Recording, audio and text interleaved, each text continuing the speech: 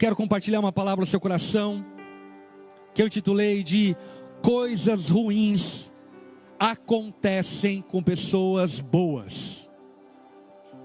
Olhe para quem está ao teu lado e diga a essa pessoa: coisas ruins acontecem com pessoas boas. Isso deveria ser algo óbvio para todos nós.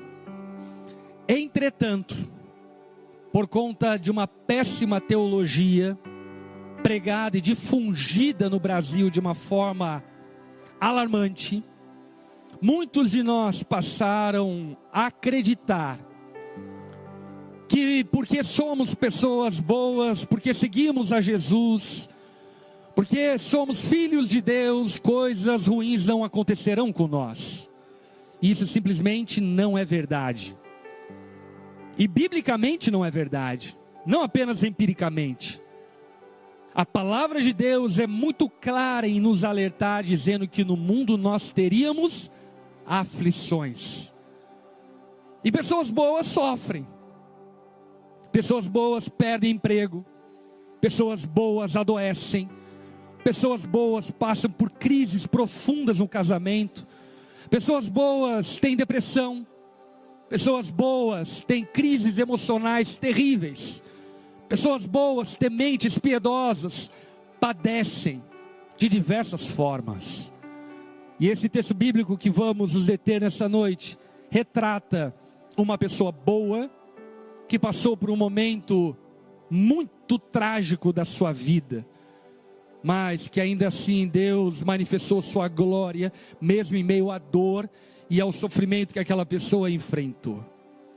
Mas vamos para o texto bíblico para compreendermos mais a respeito desse assunto. Se você está com a sua Bíblia aberta, acompanhe a leitura a partir do verso de número 32. Pedro viajava por toda parte. Só uma pausa.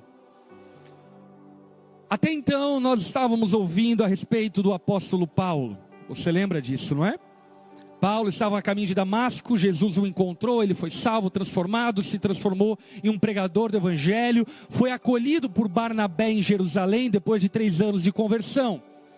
Então Paulo arrumou alguns problemas em Jerusalém e o ministério de Paulo deu uma pausa. E aliás, um pouco mais à frente, vamos falar sobre a importância dessa pausa na vida de Paulo. Mas fato é que Paulo ficou de molho. E talvez alguns pensem que foi pouco tempo. Não, não foi pouco tempo. Foram mais de 10 anos que o apóstolo Paulo ficou no banco de reserva em Tarso, pensando na vida, no cantinho do pensamento, refletindo sobre as verdades de Deus, para então depois ele voltar ativamente no ministério. Fato é que depois de Paulo ter sido encaminhado para Tarso, agora Lucas volta os olhos novamente para o apóstolo Pedro. E voltando os olhos para o apóstolo Pedro, Lucas agora trata o ministério de Pedro dentre os povos gentios, povos que não eram judeus, terras gentílicas. Até então, o ministério de Pedro estava quase que exclusivamente restrito a Jerusalém. Mas agora, a partir desse verso, nós vemos Pedro indo para cidades até então não visitadas por ele, mas que a igreja que foi dispersa já estava acontecendo nessas cidades. Então Pedro, como numa visita pastoral a essas igrejas que estavam sendo plantadas, foi visitar o povo santo que havia na cidade de Lida. Lida era uma cidade que distava a cerca de 43 quilômetros de Jerusalém. E ali ele encontrou um paralítico chamado Enéas. Uma referência apenas ao saudoso Enéas. Ele encontrou um paralítico chamado Enéas, que permanecia de cama havia 8 anos. Enéas era aquele típico enfermo que mendigava na cidade de Lida e era conhecido pela sua mendigância. A cidade sabia quem era Enéas. Todo mundo aqui que cresceu em algum bairro sempre conhece alguém do bairro que mendiga ou que pede ajuda na frente da padaria, ou pede ajuda em tal semáforo, e semana após semana, ano após ano, você olha a mesma pessoa lá pedindo ajuda. Esse era o caso de Enéas. Era de conhecimento público de que Enéas estava paralítico já há mais de 8 anos. Enéas não andava há mais de 8 anos. Então Pedro o encontrou. E quando o encontrou, ele disse: Enéas, Jesus Cristo cura você. Levante-se e arrume a sua maca. No mesmo instante, ele se levantou. Uau! Você pode dar um glória a Deus, aleluia. Gente, é um milagre sobrenatural. E o que é curioso desse milagre operado através do apóstolo Pedro, é que Enéas não demonstra fé, Enéas não diz que crê em Jesus. Pedro, de uma forma inesperada, simplesmente dá uma voz de comando no poder de Jesus e diz: Enéas, levante-se. Enéas levantou, pegou a sua maca, que na verdade era uma espécie de cobertor, dobrou o seu cobertor, colocou debaixo do braço e saiu andando. Esse foi o milagre operado por Jesus na vida de Enéas. Sobrenatural, inesperado, abrupto, instantâneo, inquestionável. Toda a cidade de Lida sabia o estado de Enéas, sabia da sua dificuldade de mobilidade, sabia o quanto ele padecia da paralisia que tinha. Porém, Deus interviu na história de Enéas, e no mesmo instante ele se levantou. Meu irmão, se nessa noite Jesus nos der uma ordem, nós nos levantamos. Se Jesus der uma ordem sobre o câncer é curado. Se Jesus der uma ordem sobre a depressão é curada. Se Jesus der uma ordem sobre a paralisia, o paralítico é curado. No mesmo instante, a doença foi reprimida pelo poder de Jesus e Enéas se levantou. No verso 35, a palavra de Deus diz: todos os moradores de Lida e de Sarona viram Enéas e se converteram ao Senhor. Obviamente que não foi uma conversão totalitária, né? Não foi toda a cidade, mas é uma força de expressão ao dizer que o testemunho de Enéas foi notório e público. Apareceu no Cidade Alerta: Enéas está andando, gente. Apareceu nos tabloides, postaram nas redes sociais, e todo mundo ficou pasmo, ao ponto que, vendo o milagre, repita comigo, vendo o milagre,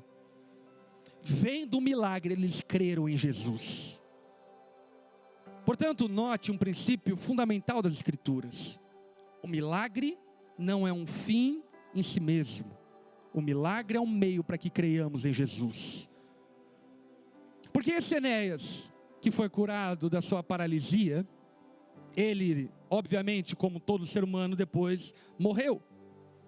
Mas essa demonstração de poder do Senhor serviu para que toda aquela população soubesse que Jesus está vivo e Ele é poderoso para curar enfermos. E se para curar enfermos, então Ele é poderoso para salvar pecadores e dar vida eterna. Aleluia! Mas não param por aí os relatos de milagres operados por meio de Pedro. No verso de número 36, a palavra de Deus continua dizendo: havia em Jope um discípulo ou uma discípula chamada Tabita. A cidade de Jope é a mesma cidade onde o profeta Jonas recebeu o chamado para pregar a Nínive. E é curioso esse paralelo, porque agora Pedro está vindo pregar aos gentios, enquanto Jonas decidiu ausentar-se na pregação para os ninivitas. E Pedro está ali indo a Jope, porque lá em Jope havia uma mulher, uma discípula de Cristo, chamada Tabita, que em grego é Dorcas, que sempre fazia o bem às pessoas e ajudava os pobres, conforme o texto diz. No verso 37, o texto bíblico diz: por esse tempo ficou doente e morreu. Seu corpo foi levado para o sepultamento e colocado numa sala no andar superior. Quando os discípulos souberam que Pedro estava perto de Lida, enviaram 2 homens para lhe suplicar: por favor, venha o mais rápido possível. A cidade de Lida distava a cerca de 13 quilômetros de Jope. Então, sabendo que Pedro estava lá, os amigos, irmãos de Dorcas, foram até Pedro para trazê-lo até Jope, para que lá em Jope, então Pedro pudesse orar pela Dorcas. Então Pedro voltou com eles, e assim que chegou, foi levado para a sala do andar superior. O cômodo estava cheio de viúvas, que choravam, e ali mostravam os vestidos e as outras roupas que Dorcas havia feito para elas. Pedro pediu que todos saíssem do quarto. Então ajoelhou-se e orou. Voltando-se para o corpo da mulher, disse: Tabita, levante-se. E ela abriu os olhos. Quando ela viu Pedro, sentou-se. Ele lhe deu a mão e a ajudou a levantar-se. Em seguida chamou os discípulos e as viúvas e a apresentou viva. Uau! A notícia se espalhou de igual forma por toda a cidade, e muitos creram no Senhor. Repita comigo: muitos creram no Senhor. Mais uma vez, um milagre está apontando para o seu propósito. O propósito do milagre não é crermos no milagre, mas é crermos no Senhor que tem poder para operar milagres. Pedro ficou em Jope há algum tempo, hospedado na casa de Simão, um homem que trabalhava com couro. Amém. Vamos orar? Baixe tua cabeça, feche seus olhos, vamos conversar com o Senhor. Pai, nós te louvamos pela graça e misericórdia de nos trazer até aqui. Obrigado por sua bondade que tem nos feito poder participar da comunhão do seu povo. Obrigado, Pai, por nos dar o seu Filho que morreu em nosso favor. Jesus, nós te amamos e te exaltamos sobremaneira nesse lugar. Toda a honra, toda a glória, todo o louvor seja dado ao Senhor, digno de toda a riqueza, de toda a majestade para todos sempre. Espírito Santo de Deus, venha sobre nós essa noite. Cubra-nos com seu poder, com sua graça e com sua misericórdia. E clamamos a ti, Espírito Santo, cura enfermos nessa noite, liberta cativos, dá vista aos cegos, mas sobretudo salva pecadores do nosso meio. Que creamos no Senhor, que deu movimentos a Enéas, que creamos no Senhor, que ressuscitou dos mortos Dorcas.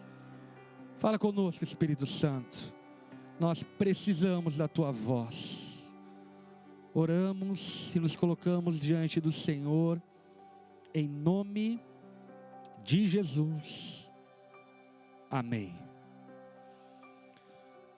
Eu quero dar uma maior ênfase a essa mulher chamada Dorcas.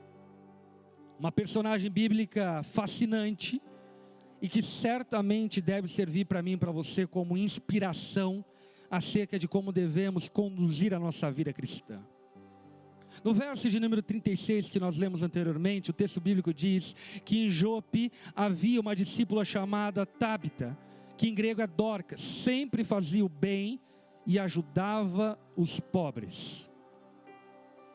O testemunho de Dorcas era notório. Todos sabiam que Dorcas era uma boa mulher, uma mulher piedosa, uma mulher cheia de frutos, uma mulher que servia ao Senhor e era reconhecida como alguém que fazia o bem e ajudava os pobres. Isso de antemão nos ensina algo precioso demais.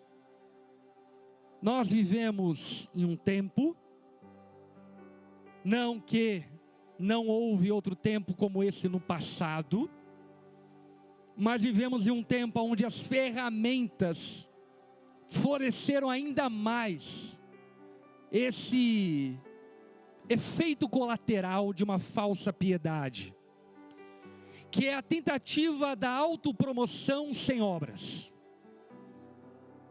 Os frutos dão testemunho da árvore. Não é a árvore que dá testemunho dos frutos. Nós conhecemos a árvore pelos seus frutos. E eu digo isso porque era assim que Dorcas era reconhecida. Uma mulher piedosa porque de fato ela praticava a piedade. Uma mulher bondosa porque de fato ela tinha boas obras. Eu digo isso porque, infelizmente, a igreja, e não somente a igreja, mas o mundo está infestado de pessoas querendo se autoproclamar piedosos, solidários, caridosos, mas que no final das contas só querem o status disso. Não tem obras, não tem frutos, só tem discurso e foto bonita no Instagram. Inclusive nessa semana teve um influencer que foi pego em algo lastimável. Vestiu-se de uma roupa de piedade, de caridade, e no fim tudo aquilo era apenas aparência. Esse não era o caso de Dorcas. Dorcas era uma mulher piedosa. Uma vida constante da prática das boas obras. Meu irmão, minha irmã, escute aqui. Que no nome de Jesus você seja como a Dorcas. Alguém que continuamente pratica as boas obras. Que não pratica as boas obras para que os outros vejam. E com isso não estou falando que exista problema de os outros verem. O que eu só estou dizendo é que existe um problema muito grande em você ser uma propaganda enganosa. Que no nome de Jesus a sua propaganda seja pior ou inferior às suas obras. Que as suas obras sejam muito mais profundas, muito mais valiosas, muito mais poderosas, muito mais grandiosas do que aquilo que as pessoas sabem a teu respeito. Eu posso ouvir um amém? Que a tua conduta, que teu caráter, que a tua santidade, que a tua generosidade vá para muito além daquilo que as pessoas sabem. Esse era o caso de Dorcas. Alguém que ajudava nos bastidores, alguém que servia caridosamente nos bastidores. Gaste mais tempo praticando boas obras do que tentando mostrá-las. Olha aí para quem está ao teu lado e diga a essa pessoa: gaste mais tempo praticando boas obras do que tentando mostrar. Aleluia. Gaste mais tempo fazendo devocional com seu filho do que batendo foto do devocional com seu filho. Nenhum problema em fazer foto com teu filho no devocional, amém? Isso é ótimo, você vai inspirar outras pessoas. Mas o que eu estou dizendo é que isso precisa testificar de uma obra verdadeira. Eu já cansei de ver casais, por exemplo, postando testemunhos do seu belo casamento, mas que eu, pastor, sei que não é um belo casamento. Gaste mais tempo fazendo o teu casamento ser um belo casamento do que tentando provar para os outros que teu belo casamento é belo casamento. Porque se de fato o teu casamento for belo, os teus filhos vão testemunhar, os teus amigos vão testemunhar, as pessoas saberão. A propaganda é gratuita. Você não precisa fazer tráfego pago. O testemunho de uma vida piedosa corre, que é o caso daquilo que Dorcas vivia. E como eu falei, Dorcas é uma personagem bíblica muito pontual por vários motivos. Dentre um dos motivos, talvez você não saiba, Mas Dorcas é a primeira e única mulher na Bíblia referida-se como discípula de Jesus. Você sabia disso? A mesma palavra grega utilizada para referir-se aos discípulos Pedro, João, Tiago, é referido a Dorcas, única mulher. Quer dizer que Dorcas era a única discípula de Cristo? Não, mas era diferenciada. Vamos concordar? É diferenciada pelo fato de ser reconhecida como uma legítima discípula de Cristo. Isso é maravilhoso em vários sentidos. Isso é maravilhoso para que no nome de Jesus todo machismo religioso caia por terra. Amém? Dorcas era uma mulher, discípula de Cristo. Alguém que seguia a instrução de Jesus, imitava Jesus. E como Pedro, João, Tiago, Paulo, amava e servia a Jesus, ainda sendo uma mulher discípula. Como as pessoas conheciam Dorcas? Dorcas é discípula. E eu e você sabemos que ser discípulo existe um preço a ser pago. Jesus disse: quem não renunciar a tudo que possui, não pode ser meu discípulo. Quem não negar a si mesmo, tomar a sua cruz e me seguir, não pode ser meu discípulo. E Dorcas, andando no contrafluxo da história, viveu essa realidade. Ela era uma legítima discípula de Cristo. Temos aqui mulheres discípulas de Cristo. Dorcas, uma mulher comprometida em obedecer os ensinamentos de Cristo. Dorcas, uma mulher comprometida em imitar a Cristo. Alguém que se cobria com as poeiras dos pés do seu Senhor Jesus. Uma discípula legítima, que olhava para Jesus como modelo a ser imitado. E por ser uma discípula, o que o texto descreve acerca de Dorcas é que ela fazia o bem sempre. Repita comigo, sempre.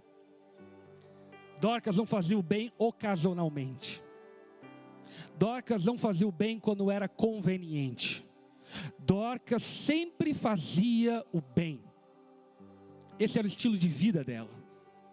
Esse era o coração dela. E o que é maravilhoso acerca de Dorcas é que o texto dá a entender é que possivelmente Dorcas era uma mulher de condições financeiras avantajadas.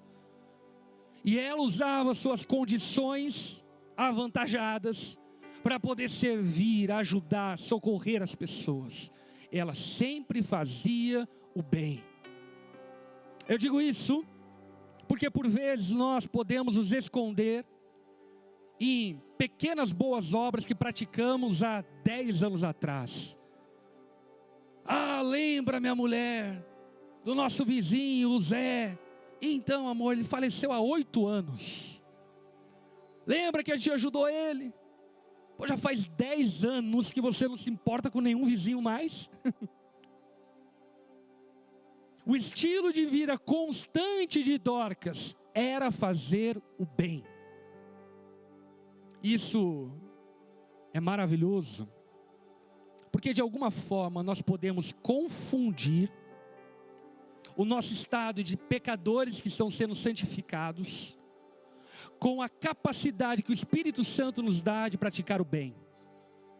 Esse é o paradoxo da vida cristã.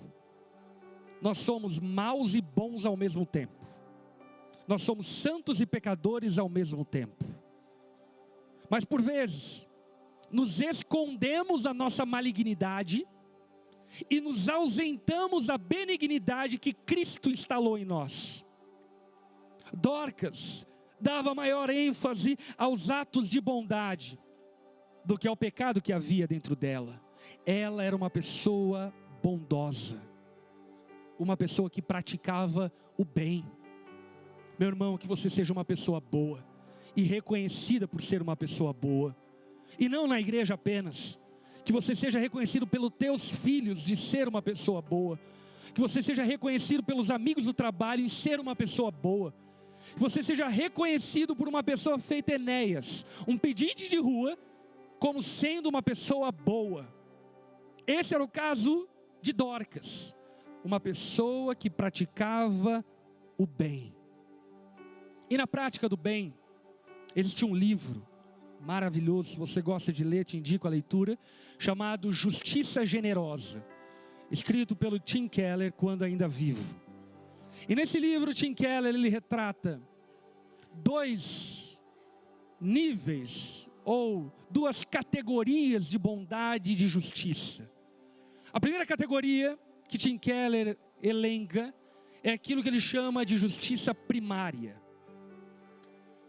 Justiça primária nada mais é do que um viver reto, não ter dívidas com ninguém, fazer o que é certo, falar a verdade, amar as pessoas que estão ao seu redor, ser justo nos seus negócios, ser um homem, uma mulher de palavra, ser alguém íntegro no seu caráter, amém? Isso é justiça primária, no nome de Jesus, que você seja justo no seu procedimento. Entretanto, a justiça de Deus não se resume a sermos boas pessoas. A justiça de Deus se estende àquilo que Tim Keller vai chamar de justiça reparadora. O que é justiça reparadora?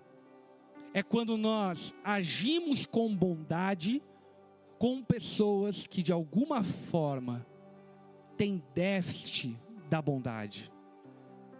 Quando você dá comida para quem tem fome, quando você dá roupa para quem não tem o que vestir, quando você dá cobertor para quem está passando frio, quando você abraça quem não tem um abraço, quando você ama quem não é amado. Jesus nos convida a não apenas a sermos uma máquina moralista que pratica o que é certo para si próprio. Jesus nos convida a sermos justos, no sentido também de estendermos bondade às pessoas que estão ao nosso redor. E isso precisa ir além do nosso serviço religioso, amém? Não adianta apenas os irmãos do teu grupo pequeno te acharem uma pessoa boa, se as pessoas do teu trabalho não o reconhecem como uma pessoa boa. Não é suficiente o seu discipulador olhar para você e falar: nossa, ele é uma pessoa boa, se a tua esposa não enxerga bondade em você. Dorcas era uma pessoa boa integralmente, e ela fazia o bem a quem pudesse. E sabe o que é curioso acerca das práticas das boas obras de Dorcas? É que ela não apenas dava dinheiro, sustento para quem não tinha. O texto fala que quando ela morreu, não sei se você reparou, aonde ela estava tinha uma multidão. Repita comigo: multidão. Multidão não são poucas pessoas. Multidão você fala quando você não consegue contar quantas pessoas. Havia uma multidão de viúvas, é um outro detalhe importante, que mostravam as suas roupas costuradas por Dorcas. Olha que coisa maravilhosa. Dorcas era uma pregadora de agulhas. Dorcas era uma ministra da costura. Dorcas era uma serva do Senhor, que usava agulha e linha para servir ao Senhor, costurando roupas. E por que eu digo isso, meus irmãos? Deixa eu lhe fazer uma pergunta. O que você tem em suas mãos?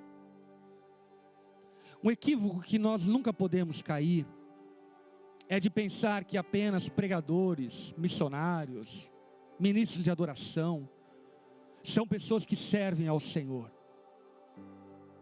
Isso é puro religiosismo da nossa mente. Dorcas servia ao Senhor e fazia o bem costurando roupa. Ela dava roupa para quem não tinha. Ela reparava as roupas doadas para vestir quem não tinha roupa. E mais, A categoria das mulheres que estavam lá no dia do enterro de Dorcas eram viúvas. Viúva hoje é por si só algo trágico e muito triste, obviamente. Entretanto, as viúvas no contexto bíblico era uma questão de problema social. Não havia previdência, não havia seguro de vida, não havia nenhum tipo de suporte e apoio a uma mulher quando seu marido viesse a falecer. Portanto, as viúvas, ainda mais quando mais velhas, elas simplesmente estavam destinadas à morte, à miséria e a uma vida terrível até a sua morte. Quem Dorcas servia? As viúvas. O texto ainda diz que Dorcas ajudava os pobres. Porque isso demonstra um traço do caráter de Dorcas. Dorcas não ajudava as pessoas que podiam retribuir a ela. Dorcas ajudava quem precisava de ajuda. Dorcas não ajudava pessoas que poderiam dar alguma coisa em troca para ela.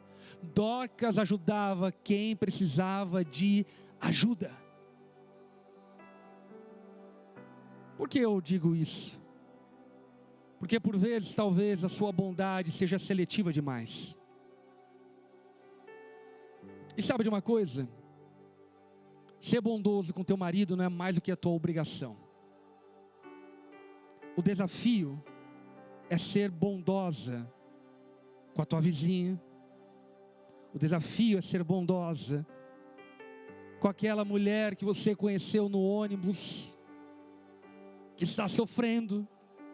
O desafio é ser bondosa com mulheres que não vão poder dar absolutamente nada em troca para você. O desafio, homem, é ser bondoso com homens, mulheres, crianças que não vão poder dar em nada de troca a você. Dorcas abençoava as viúvas, ajudava os pobres, cumprindo aquilo que Provérbios 19, 17 diz: quem ajuda os pobres empresta ao Senhor, e Ele o recompensará. Quem ajuda aqueles que não podem dar nada em troca, emprestam ao Senhor, e Ele recompensará. Eu estava ouvindo, no momento dos avisos ali, nós prestando contas acerca daquilo que foi arrecadado para ajuda lá no Rio Grande do Sul. E lembrando da coragem e ousadia da minha esposa, feito Dorcas, dizendo: eu quero ajudar. E simplesmente pegando o carro, indo para o Rio Grande do Sul, uma menina, pelo menos é assim que eu a enxergo, indo sozinha ajudar. E é maravilhoso perceber o quanto Deus multiplicou as possibilidades de ajuda a partir da boa atitude de alguém que quis fazer o bem. O que eu quero dizer para você, meus irmãos, é que muitas vezes o recurso que você retém é o recurso que Deus queria multiplicar para que você pudesse ser ainda mais generoso. Mas você retém porque tem medo. Ah, não vou ajudar esse pedinte aqui na rua, porque senão eu não vou ter dinheiro para comprar o pão. Divida o pão e vê se Deus não multiplica. Divida o pão e vê se Deus não vai fazer com que o seu celeiro seja farto. Ajude quem precisa de ajuda e vê se o Senhor não o recompensará. Eu lhe dou testemunho enfático e claro de que o Senhor recompensa aqueles que praticam a bondade.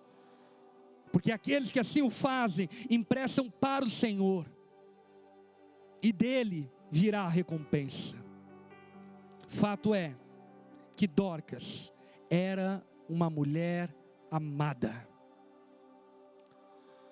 Eu não sei se você já teve esse tipo de pensamento assim, sabe? Do tipo: quando eu morrer, será que as pessoas vão sentir falta de mim?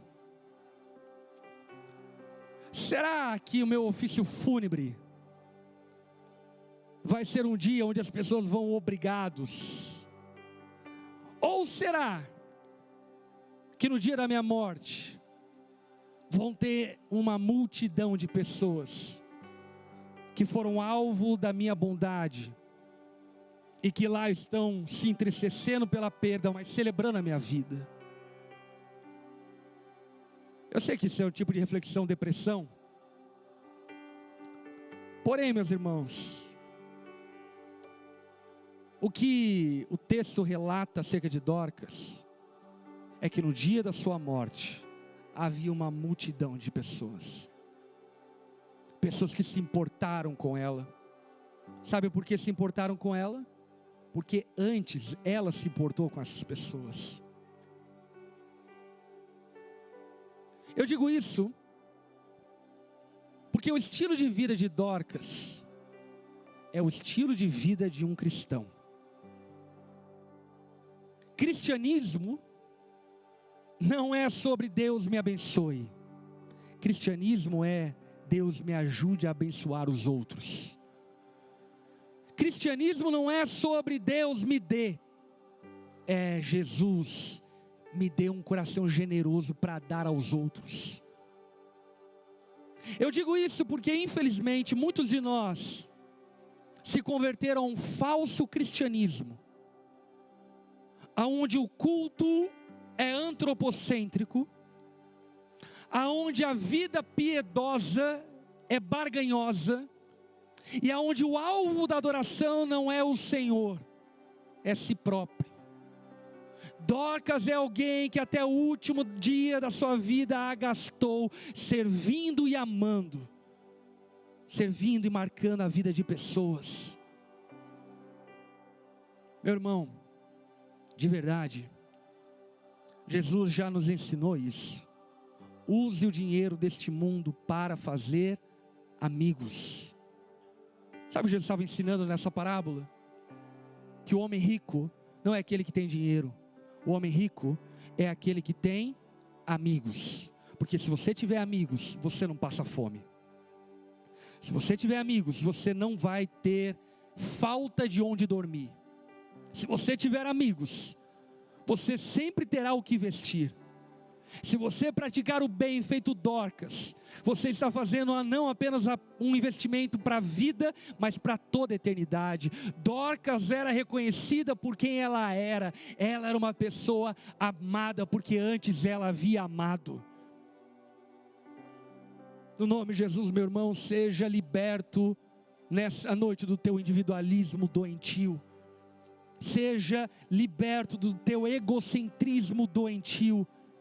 Comece a olhar para quem está ao seu redor. Uma das coisas maravilhosas de se viver em igreja, sabe qual é?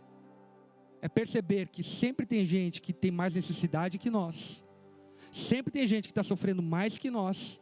Sempre tem gente que tem mais problemas do que os nossos. Quantos aqui participam de um grupo pequeno? Você não participa, fica aqui o desafio. Porque um dos milagres que acontece no grupo pequeno, sabe qual é? Não é teus problemas cessarem, é você perceber que teus problemas são pequenos demais. Você chega lá cheio do coração, vontade de falar, chorar, e aí de repente você ouve um irmão falando dos problemas dele e fala: não, quer deixar o meu problema de lado, deixa quieto, nem vou contar porque a coisa está mais complicada ali, vamos focar nele, vamos orar por ele, deixa meus casos de lado. Dorcas era uma pessoa voltada para o próximo, porque antes ela já havia sido abençoada. Ela plantava boas obras e por isso acolheu amor quando estava adoecida. E diante disso, existem também algumas verdades que precisam ficar claras na nossa mente. Pergunta: Dorcas era uma mulher boa, sim ou não? Sim. Dorcas ficou doente, sim ou não? Sim. O que a gente conclui com isso? Pessoas boas ficam doentes. Pessoas boas padecem. Pessoas boas morrem. E foi exatamente isso que aconteceu com Dorcas. Mesmo ela praticando o bem, mesmo ela ajudando aos pobres, ela adoeceu e morreu.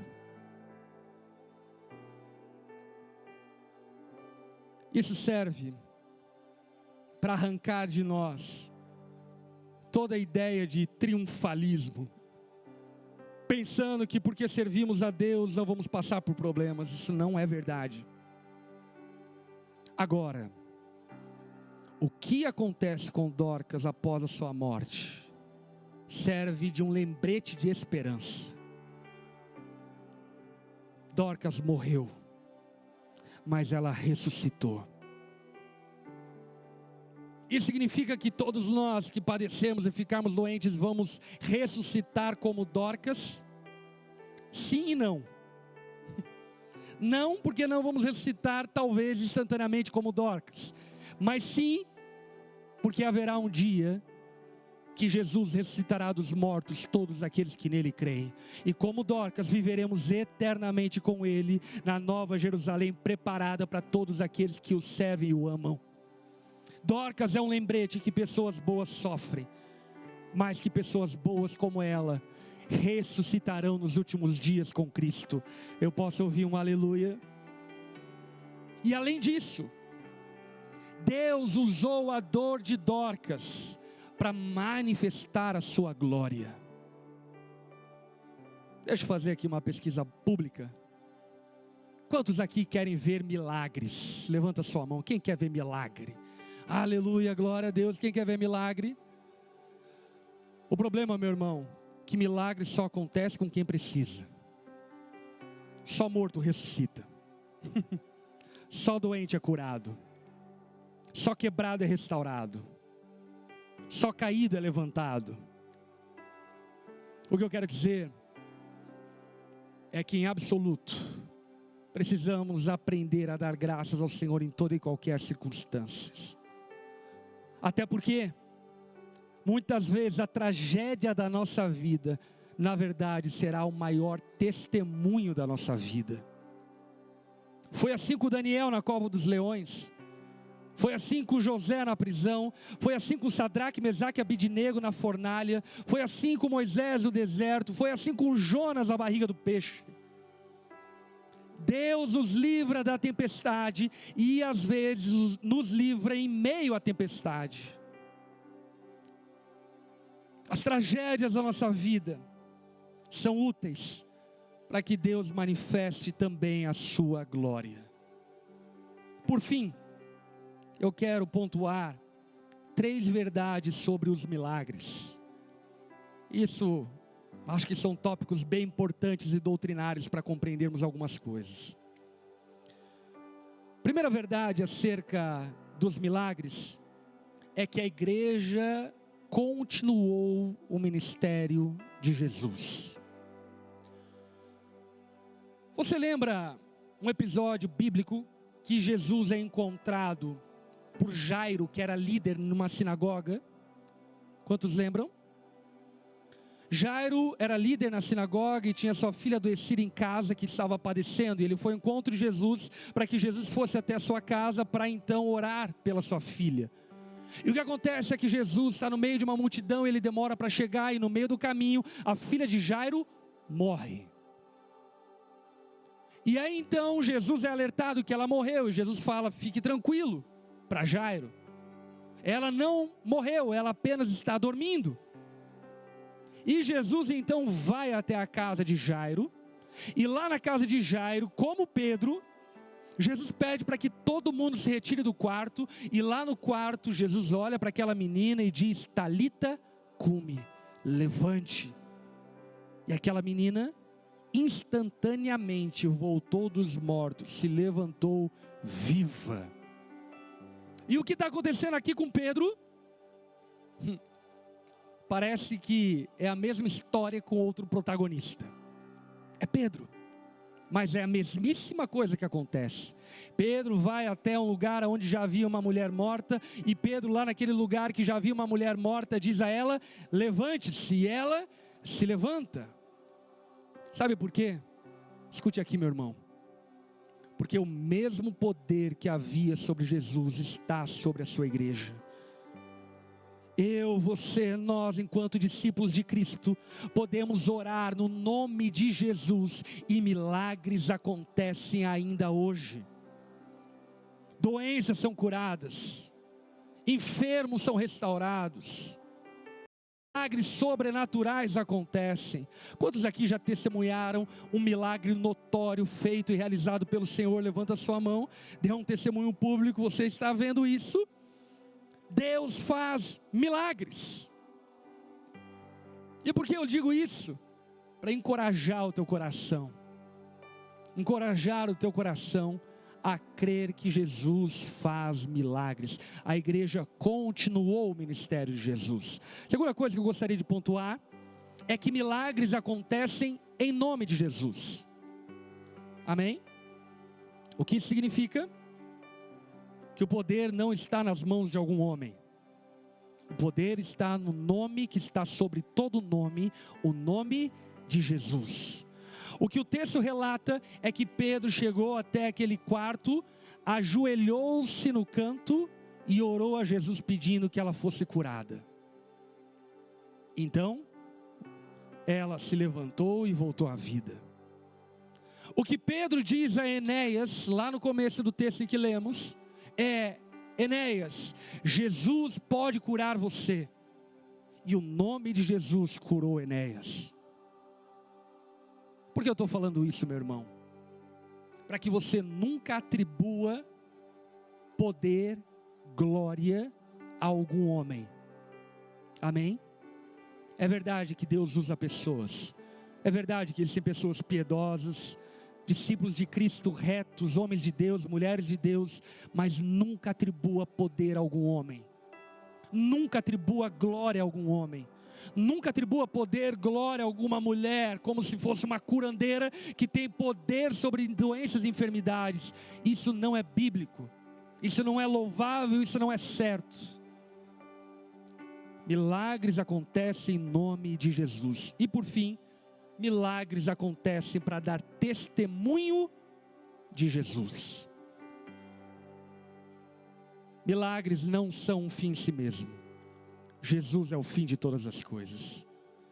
Milagres acontecem para que creiamos em Jesus. E deixa eu lhe falar uma coisa. Sabe por que Enéas foi curado da sua paralisia? Sabe por que Dorcas ressuscitou dos mortos? Sabe por quê? Para que eu e você,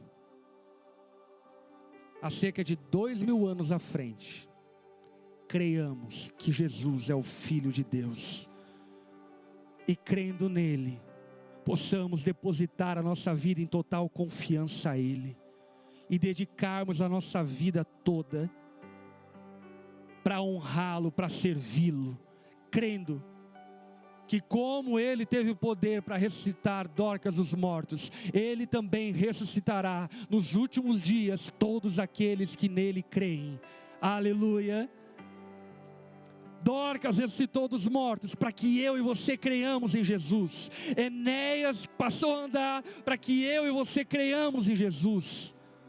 Não cremos em uma ideia, não cremos em uma teoria, não cremos em uma filosofia, não cremos em um homem fanfarrão que disse certas coisas. Nós cremos no Deus Todo-Poderoso, que curou enfermos, ressuscitou mortos, deu movimento aos paralíticos, deu vista aos cegos. Nós cremos no Deus vivo, que tem poder para salvar, que tem poder para transformar, que tem poder para perdoar pecados. Dorcas ressuscitou, Enéas passou a andar, para que nós creiamos em Jesus. Baixa tua cabeça, feche seus olhos.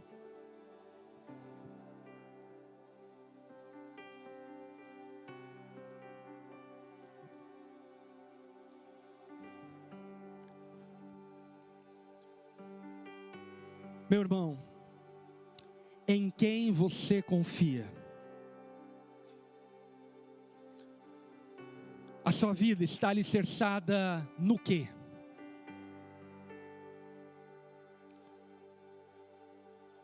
Quem irá te salvar? irá te libertar. Quando o inevitável acontecer,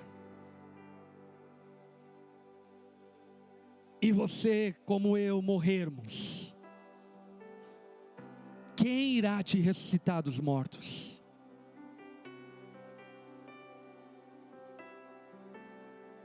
Jesus morreu pelos nossos pecados, para que todo aquele que nele crer não pereça, mas tenha a vida eterna.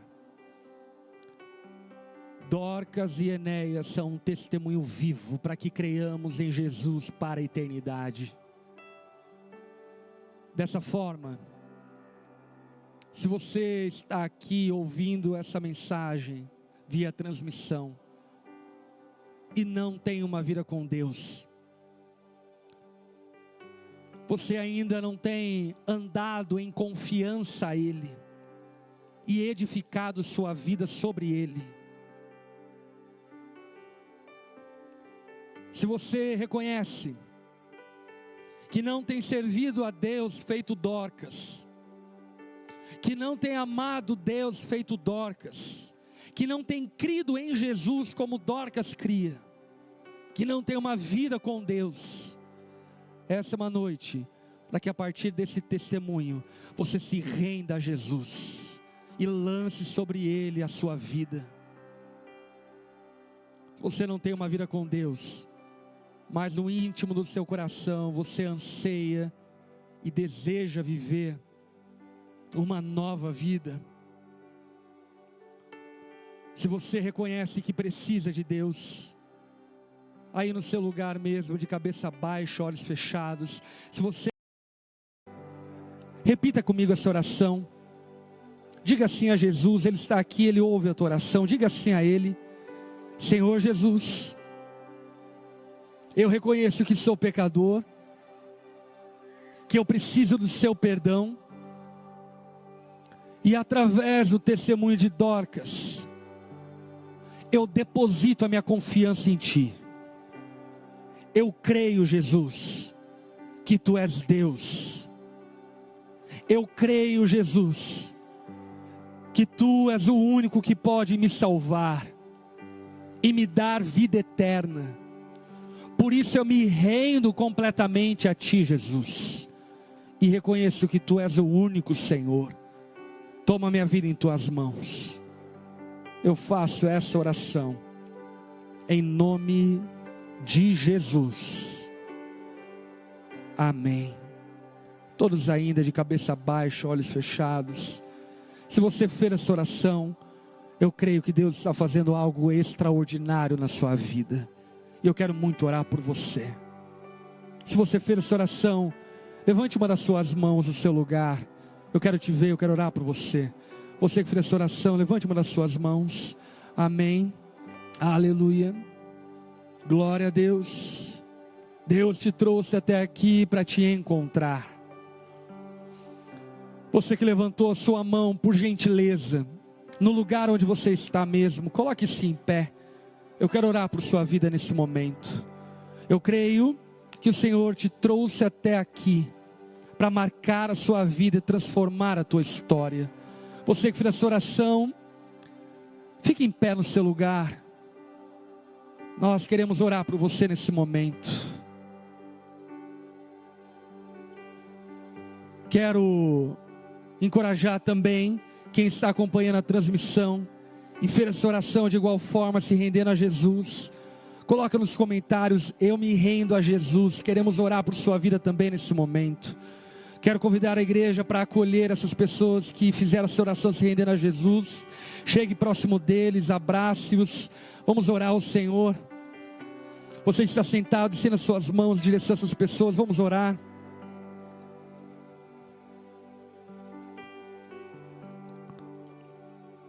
Pai, nós te louvamos, porque em teu amor houve espaço para nessa noite abraçar cada um desses homens e mulheres. Nós te louvamos, Senhor, porque em tua graça houve tamanho para cobrir cada uma dessas pessoas com seu amor. Pai, nós cremos que o Senhor está começando algo maravilhoso, extraordinário na vida deles. E nessa noite, como igreja, nós clamamos: encha-os do teu Espírito, dê a eles a tua vida, encha-os da alegria, da paz que excede a todo entendimento. Como igreja, nós os acolhemos no nosso meio, como parte da nossa família na fé, e celebramos aquilo que o Senhor está fazendo na vida deles. Que o Senhor possa abençoá-los e a partir de hoje, uma vida extraordinária possa ser descortinada sobre os seus olhos. Nós oramos, os colocamos diante do Senhor, em nome de Jesus. Amém e amém. Aleluia. Você pode dar uma salva de palmas, se alegrar. E aí, tudo bem? Você acabou de ouvir uma mensagem poderosa e transformadora. E para você não perder nada, se inscreva no canal, ative o sininho, porque sempre quando nós entrarmos ao vivo, você vai receber uma notificação para não ficar de fora. E eu tenho algo para você. Eu vou deixar aqui 2 indicações, então já clica e continue recebendo mais de Deus. Um abraço e até a próxima.